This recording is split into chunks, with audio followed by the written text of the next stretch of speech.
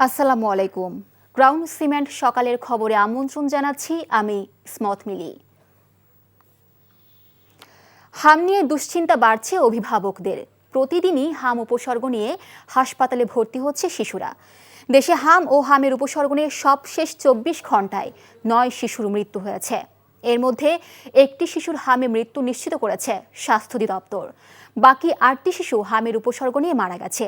একই সময়ে হামের উপসর্গ নিয়ে বিভিন্ন হাসপাতালে ভর্তি হয়েছে ৬৯৮ শিশু, আর হাম শনাক্ত হয়েছে ১৭৬ জনের। স্বাস্থ্য অধিদপ্তরের সর্বশেষ প্রতিবেদনে এই তথ্য জানানো হয়েছে। এই হিসাব ১৩ এপ্রিল সকাল ৮টা থেকে ১৪ এপ্রিল সকাল ৮টা পর্যন্ত সময়ের। হামে যে শিশুর মৃত্যু নিশ্চিত করা হয়েছে তার বাড়ি চট্টগ্রামে, আর হামের উপসর্গ নিয়ে মৃত্যু হওয়া ৮ শিশুর ৬টি ঢাকা বিভাগের, একটি চট্টগ্রামের এবং একটি রাজশাহীর। স্বাস্থ্য অধিদপ্তর বলছে শেষ ২৪ ঘন্টায় সারা দেশে হামের উপসর্গ দেখা গেছে ১১০৫ জনের মধ্যে। এর মধ্যে ৪৮৫ জনই ঢাকা বিভাগের। ৪ দিন ছুটি শেষে আজ বেলা ১১টা থেকে আবার বসছে জাতীয় সংসদের অধিবেশন। এর আগে গেল শুক্রবার স্পিকার হাফিজ উদ্দিন আহমদ ৪ দিনের জন্য সংসদ অধিবেশন মুলতবি ঘোষণা করেন। সেদিন জুলাই অভ্যুত্থান স্মৃতি জাদুঘর বিল ২০২৬, জুলাই গণঅভ্যুত্থান বিল ২০২৬, ব্যাংক রেজুলেশন বিল ২০২৬ সহ মোট ২৪টি বিল কণ্ঠভোটে পাশ হয়। সব মিলিয়ে চলতি অধিবেশনে এ পর্যন্ত ৯১টি বিল পাশ হয়েছে। অন্তর্বর্তী সরকারের সময় জারি করা মোট ১৩৩টি অধ্যাদেশের মধ্যে সংসদের বিশেষ কমিটি ৯৮টি অপরিবর্তিতভাবে এবং ১৫টি সংশোধন সহ পাশের সুপারিশ করে। নারায়ণগঞ্জে দেখা দিয়েছে জ্বালানি সংকট। শিল্পাঞ্চলে গ্যাস সংকটের সাথে নতুন করে যুক্ত হচ্ছে জ্বালানি তেল। পেট্রোল পাম্পগুলোতে দীর্ঘ লাইন থাকলেও পাওয়া যাচ্ছে না কাঙ্ক্ষিত তেল। এতে ক্ষুব্ধ ক্রেতারা। সিন্ডিকেটকে দায়ী করছেন অনেকে। এই বিষয়ে জানাতে যুক্ত হচ্ছে সহকর্মী বিল্লাল হোসেন রবিনের সাথে। রবিন, পেট্রোল পাম্পগুলোর সার্বিক চিত্র কেমন দেখছেন? ক্রেতারা কি বলছেন, আর পাম্প মালিকদের বক্তব্য কি?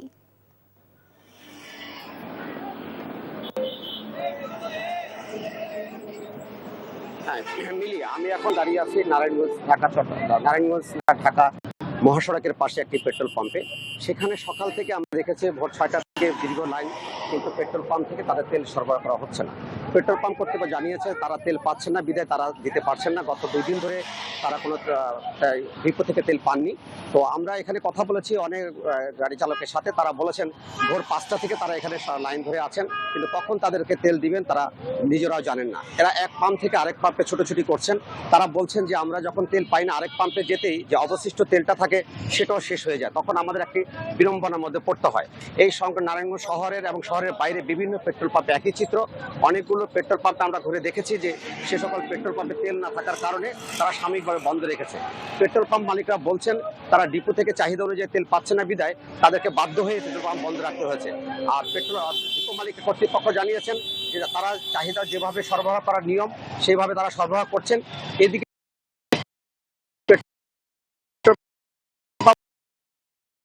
আমরা বিভিন্ন পেট্রোল পাম্পের আজকে সকাল থেকেই অনেকগুলো ঢাকা চট্টগ্রাম মহাসড়ক এবং নারায়ণগঞ্জ ঢাকা লিং রোডের অধিকাংশ পেট্রোল পাম্প আমরা বন্ধ রেখেছি, এবং বিএসপি যে খোলা আছে সেটার মধ্যে দীর্ঘ গাড়ির লাইন এবং চলাচলের জন্য দীর্ঘ সময় ধরে আসতে করছে।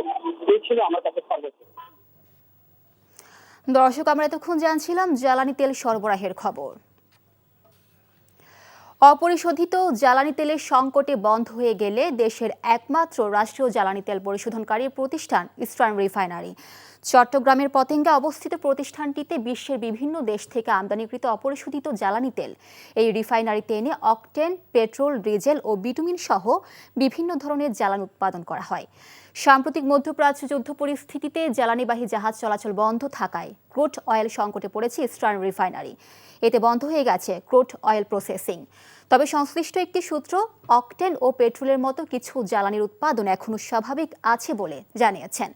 বছরে ১৫ lakh metric ton crude oil পরিশোধন করে ইস্টার্ন রিফাইনারি, যার মজুদ আর নেই।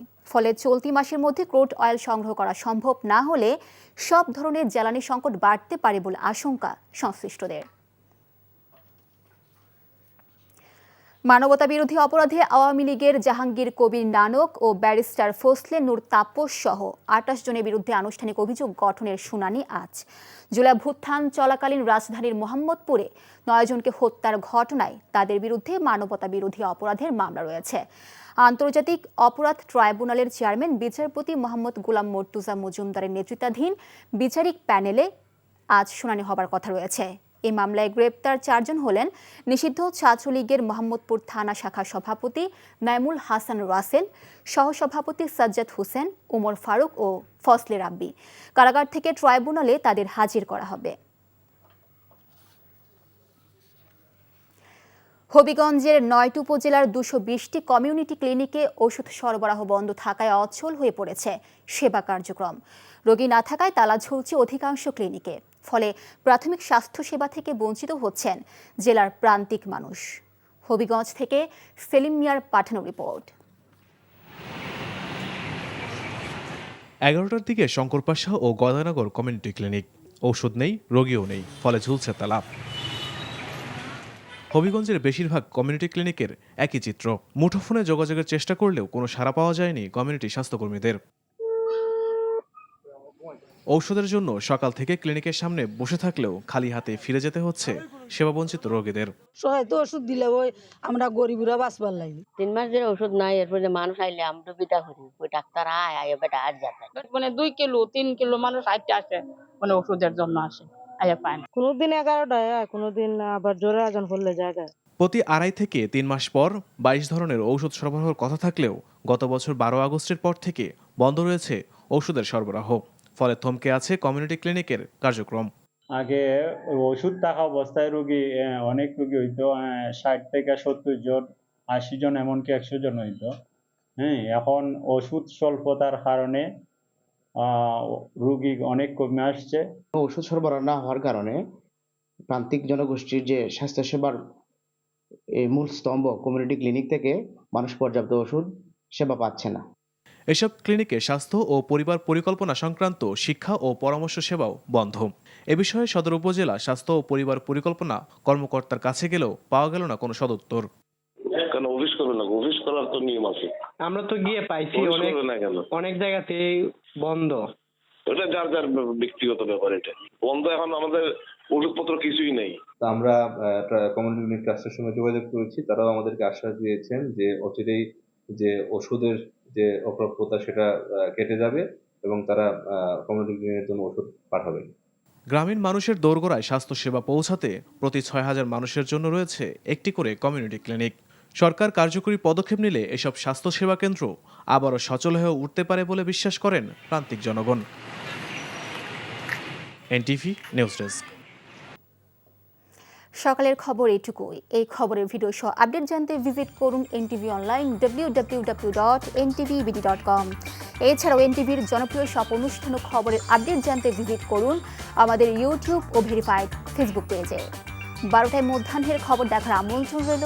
ধন্যবাদ সবাইকে।